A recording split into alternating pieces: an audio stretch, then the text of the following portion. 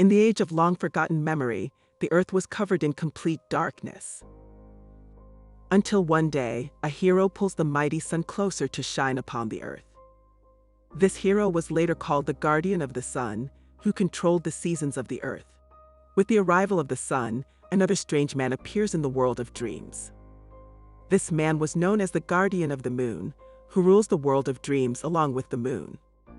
Together, both guardians have brought peace, prosperity, and balance upon the earth.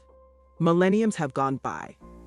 The sun is dragged to shine upon the earth by using a behemoth stone golem during the day, and the moon is dragged by a giant bird during the night in the opposite direction to create a day and night cycle.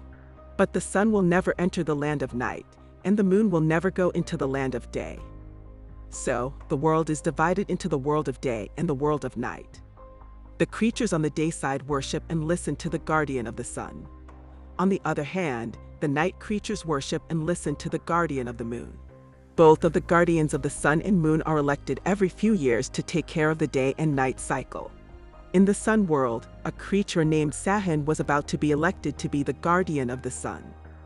Soon was overconfident, extremely cocky, and very flirtatious with the ladies. In the Moon world, a creature named Lion was the polar opposite of Soon.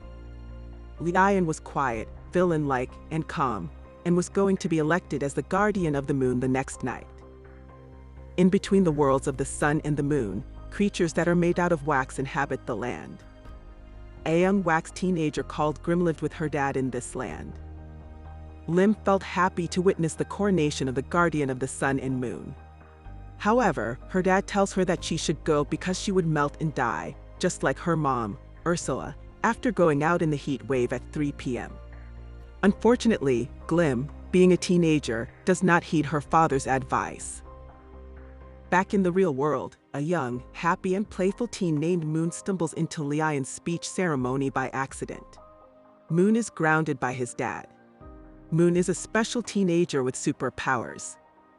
He has the power to calm babies so they sleep well, even if they have nightmares. The next day, the sun and the moon are brought side by side to celebrate the coronation. The ceremony then begins. The old Guardian of the Sun, Master Shola, descends from the sun to bestow the powers of the sun on the next Guardian, Soon. The celebration goes smoothly. Both Moon and Glim get to witness the ceremony. While the Guardian of the Sun coronation is going on, Yule, the old Guardian of the Moon, starts their ceremony. Yule calls forth the purest creature of the night to declare Lion as the Guardian of the Moon.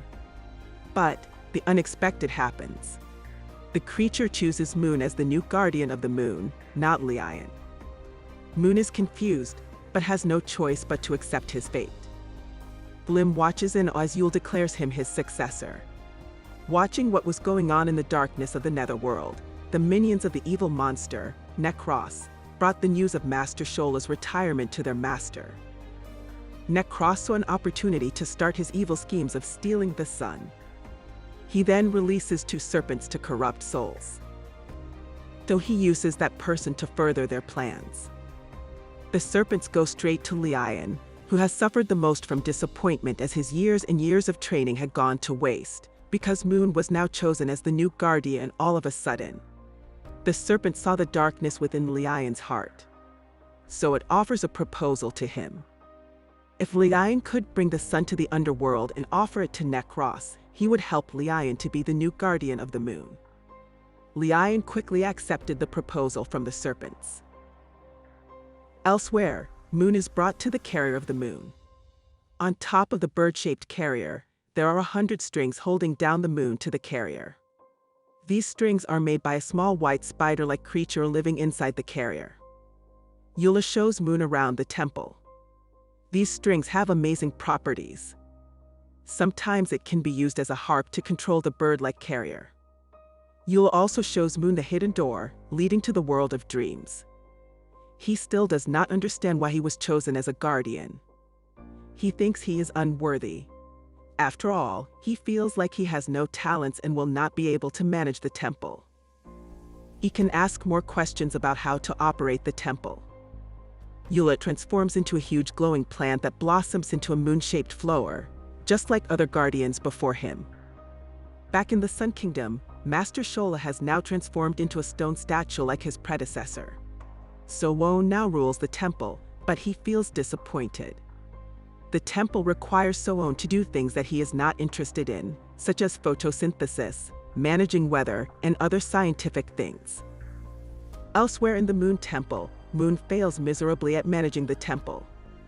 The strings start to break apart while Mune is losing control. The carrier starts swaying haphazardly without following direction, and even the moon starts slipping away. Mune somehow manages to bring back the moon, but the carrier stops moving at all. So, Mune carries the moon with him like a balloon. So-on watches Mune angrily from far away at the Sun Temple. He is mad at the moon for causing mishaps on the first day of his job. Then, Lion suddenly makes an appearance out of thin air and tells So-on that he should reprimand Mune for failing his duties. Lion tells So-on to help him take over the Muon Temple, so they could both handle the Guardian's business properly. After all, if the Moon Guardian fails, it means the Sun Guardian failed too. So-on is persuaded by Lion. So he takes his spear and heads toward the Moon Temple, leaving his own temple unprotected. Using this golden opportunity, Necros devil minions steal the sun from the temple. As soon as the So-on reaches the moon, darkness covers the world. Glim notices two minions trying to steal the sun from her house. So she runs to let So-on know. When So-on reaches the Moon Temple, he finds Mune outside, holding the moon. So he scolds Mune harshly. Then he grabs the moon away from Mune and hands it over to Lion. So-on now declares that Lion is not the new guardian of the moon. At Garvaded, Mune ran back into the forest and met Glim, who came to tell So-on that the sun had been stolen. As So-on looked around, he saw the final glimpses of the sun as it was dragged down to the underworld. Lion tells So-on that the sun was probably stolen by Necros, and suggests So-on go there.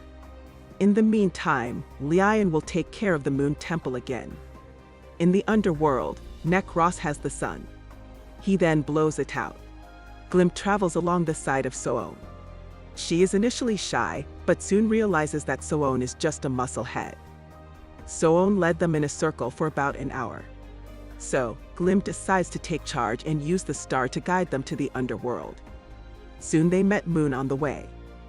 Mune then joins the party because he feels guilty for this whole situation. The trio then travels together to the underworld. Back at the Moon Temple, Lion is overjoyed to finally become the guardian of the Moon Temple. As he starts making commands to the temple refuses to obey him. He then tries to send the moon back to the sky, but it does not leave the ground. And for some reason, the moon becomes smaller and smaller every second. Eventually, the moon turns completely into dust. Losing both the sun and the moon, the world is now in complete darkness. The whole world goes into chaos. The Moon Temple has now started moving towards the underworld by itself. On their way to the underworld, the trio encountered the old guardians of the moon who had been banished, Phospho. Lim bestows power on Phospho, so she won't melt away from anything hot unless it is the sun itself. Phospho then decides to join the group. Phospho then reveals his past. Back when he was the guardian of the moon, Necros was the guardian of the sun.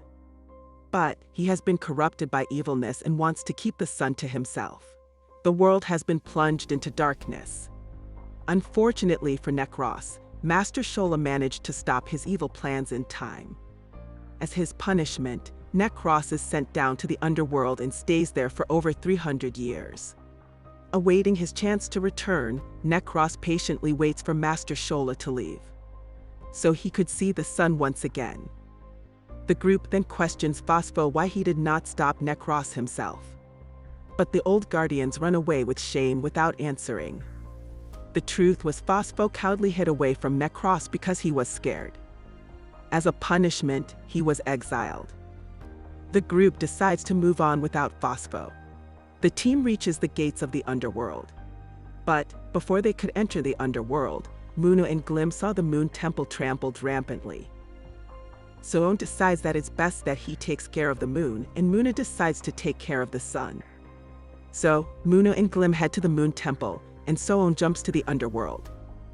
Mune notices that the moonbird-like carrier has passed out. So, uses his power to calm it down and bring it back to its senses. He does not know if his power will work because he has only used it on children. But, surprisingly, his powers work. Mune calms down the best. Then Mune heads inside the temple and learns that the moon is gone. So, Mune and Glim decide to open the trapdoor and teleport to the dream world. Back in the underworld, hundreds of serpents surround Soon and attempt to lure him to the dark side. Soon starts to lose himself, but Phospho appears out of nowhere and saves Soon from turning evil. In the dream world, Mune and Glim are surrounded by the creatures of the darkness. Mune and Glim start fighting the demon. Soon, Mune realizes that they are nightmares, and he could use his power to destroy them easily, and that is exactly what he does.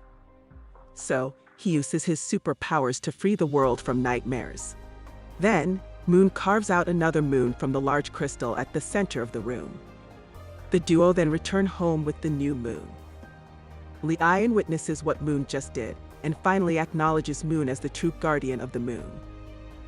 Mune and Glim then rush back to the underworld to aid Soon, who is getting beat up badly by Necros. While Mune joins the battle, Glim goes to bring back the sun. She blows hard on the sun, and it starts to come back to its former glory. But this melted away. After seeing this, Mune gathers all his might and banishes Necros to the world of dreams. Inside the world of dreams, Mune is the Almighty, and Necros could never harm him. Mune pulls out the serpents that corrupted Necros from the inside. Then, Mune destroys the serpents and frees Necros from his corruption. Necros turns into a stone statue just like his predecessors. Mune returns back to his world and starts gathering Glim's wax and remolding her. Place her in a sanctuary with a small piece of the moon.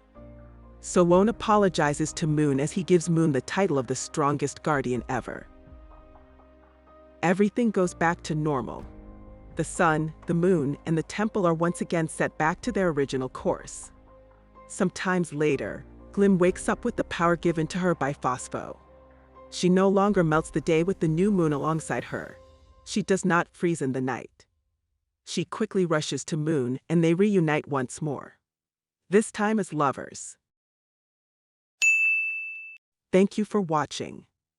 Subscribe for more videos like this. You might like our other recently released animation recap on the world where fish are essential beings. They demonize humans for eating them and torturing them. Check it out.